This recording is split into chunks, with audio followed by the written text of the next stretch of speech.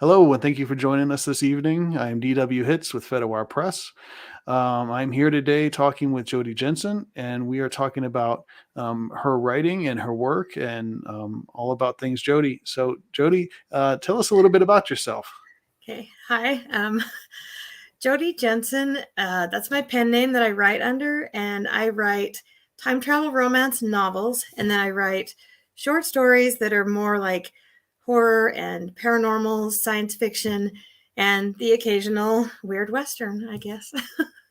and I don't know. I kind of like to. I feel like I have a light side, a happy side, and then a dark side. So I really like that about writing because I can do the happy stories, the romance stories, but then I can do darker themed things too, which is a lot of fun. I've really enjoyed that.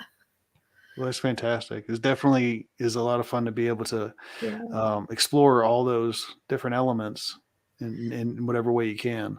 Yeah, it is a lot of fun. I've actually had probably more fun doing that because short stories are quick to write.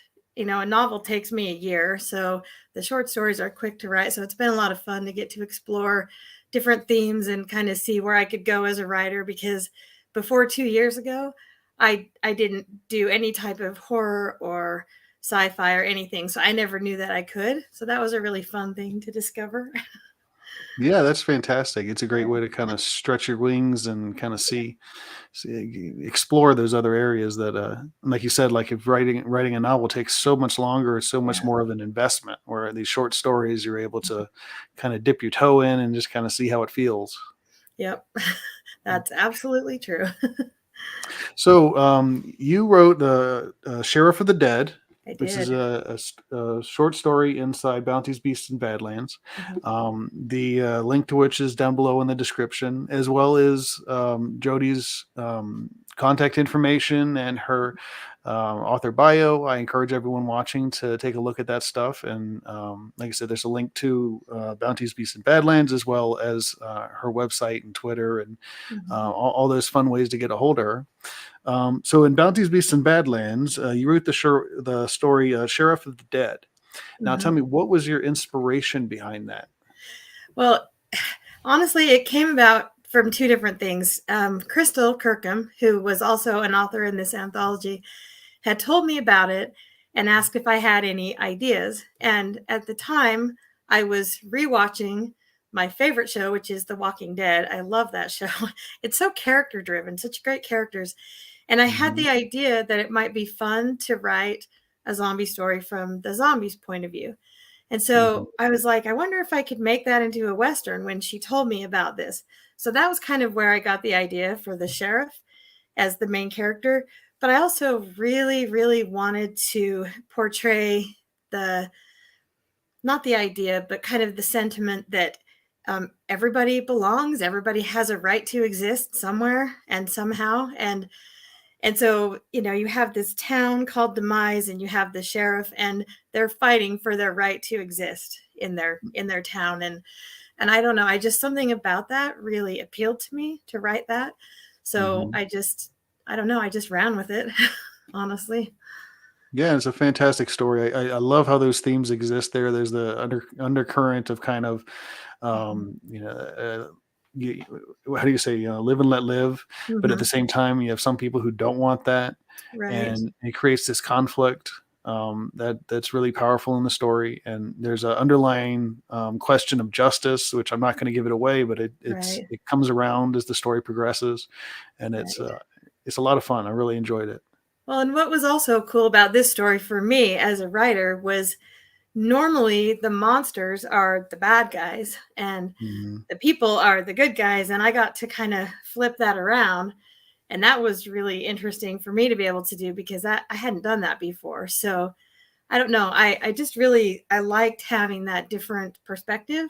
And I liked realizing that anyone can be the good guy or the bad guy. It just depends of where you're standing, which Mhm. side of the of the playing field you're standing on because to yourself, you're always the good guy in your own story, right? Mhm. And so I kind of like that idea because the antagonist in my story really thinks he's the good guy. And Yeah. so, I liked that contrast and being able to explore that. Yeah, and that's fantastic. We've seen some of these stories where you're going from the vampire's perspective or from the werewolf's perspective, and Mhm. and you're right. I haven't really seen much out there that's really from a zombie's perspective, and it is really raised some interesting questions and Mhm. some interesting ideas about what would a zombie Right, community look like, right. and zombie justice and all that fun stuff. It was a fun little town to create too, and I actually got the idea for the town itself because I had visited you're in Montana. I had visited Bannock, which is a ghost Hmm. town, and I loved it. I spent the entire day just exploring the whole place, and I liked the idea of kind of building a town, and so I kind of based the town off of that idea and wrote it almost like it was a ghost town, like the buildings are older, and I don't know, Hmm. it just like that was kind of my inspiration for the setting.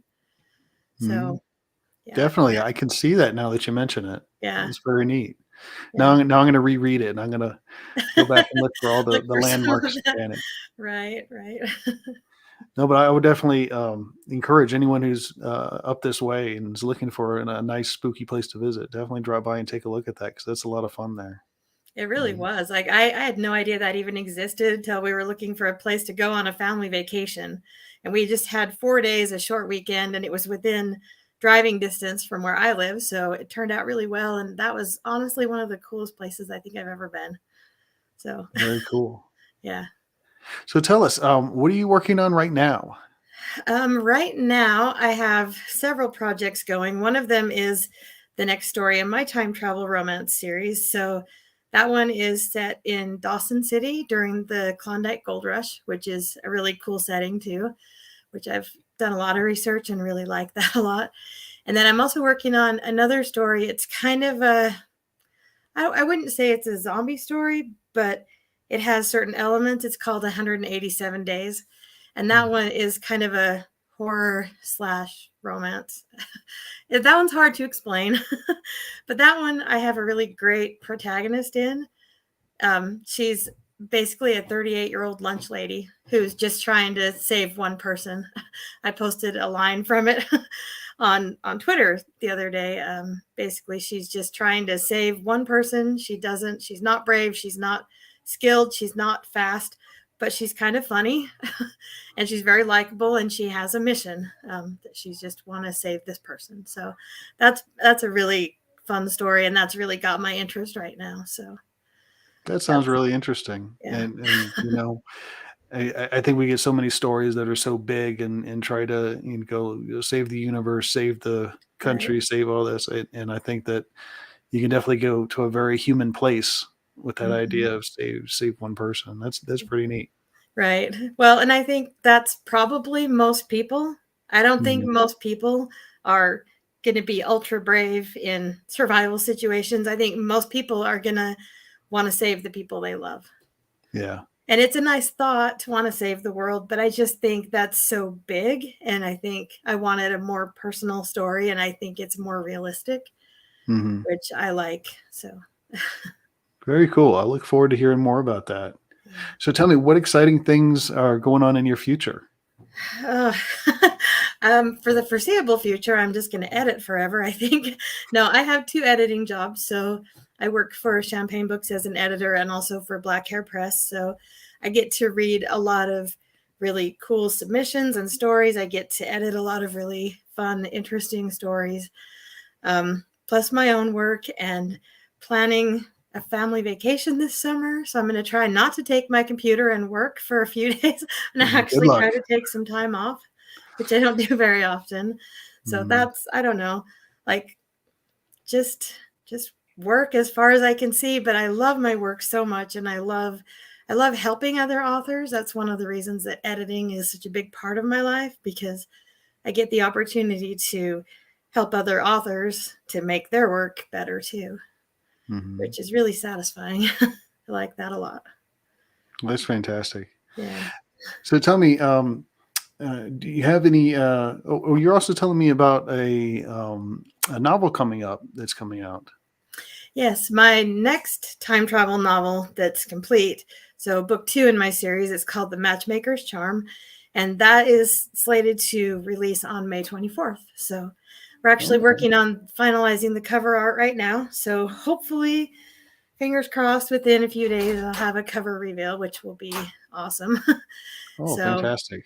yeah, that one, I don't know. That one is, if you haven't read my time travel novel, it's kind of the flip side of that story, which is fun too. So there's a few mirrored scenes, but it's kind of a story about a woman's destiny. She makes matches for people, so that's why matchmaker's charm. And so it's kind of a story about her destiny and the sacrifices that she has to make in order to fulfill her own destiny and find her happy ending. Okay. That Yeah, sounds pretty neat. yeah, Fantastic. Well, definitely to everybody out there, make sure you're following Jodi, and so you can get more information as we get closer to that release date, and you can get more info on it. So tell me, what other stuff do you have out there that you'd like to tell everybody about? I've got, well, I have about, I think, around 80 short stories. Mhm. Most of them published with Black Hair Press, but I do have some other work, such as Bounties, Beasts, and Badlands with you guys. I've got one that was my own anthology that I was the lead author on, so it was my idea. It's called 13 Drops of Blood. Mhm. And I chose, like, handpicked 12 authors, and we each wrote a chapter for this story, which was really fun to do. So check that one out. It's about a girl who finds her ancestors' grimoire and does a spell to bring back somebody she loves, and it accidentally brings back 12 other ghosts along with the one she was trying for. Oh, And they're all cool. kind of bent on revenge because they're people that were like love gone wrong. They were wronged in some way by somebody who loved them. So yeah, it's kind of dark romance, paranormal, ghost Mhm. story. Yeah, and it's really kind of a cool collaboration with these authors. So Very that was a neat. fun one. Yep. And then I have Sophie's Key, which is my first time travel romance. And that one's available now through Champagne Books. You can find it on Amazon, Barnes and Noble, all the other online places. And then, like I said, Matchmaker's Charm will be coming out next month. So, All right, fantastic. yeah. And now Sophie's Key, what's the premise, and can you tell us a little bit about how that Yeah. unfolds? Yeah. Sophie's Key is it's the story of a girl who basically she lost her family. Her mom has passed on and only child, and she's just at the point where she wants something different. And after her mom died, she inherits a farm that's in a small town, Podunk, Utah, with nothing around. She's never been there. And she goes, and when she gets there, she's transported back in time to 1901. And she meets a Texas Ranger who's living in Utah and running this farm that she thought was hers. And he's a widower, I guess is the correct term, with a 6-year-old daughter. So there's a lot of cuteness and a lot of adventure. We visit some historical places. We go see um, Robber's Roost, which Butch Cassidy, sorry, Butch Cassidy and the Sundance Kid. That's an actual historic location in my story from that time period. So that was a lot of fun. And basically, she's a very strong heroine who's trying to make her way in 1901 and has to choose if she's going to stay or go at the end. So Very neat. Thank you for yeah, telling us about that. yeah. And Kirsten here says Sophie's Key is a great story.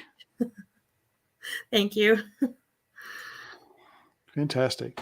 Well, and like I mentioned before, all of Jodi's information is in the description below, as well with her social media and all those.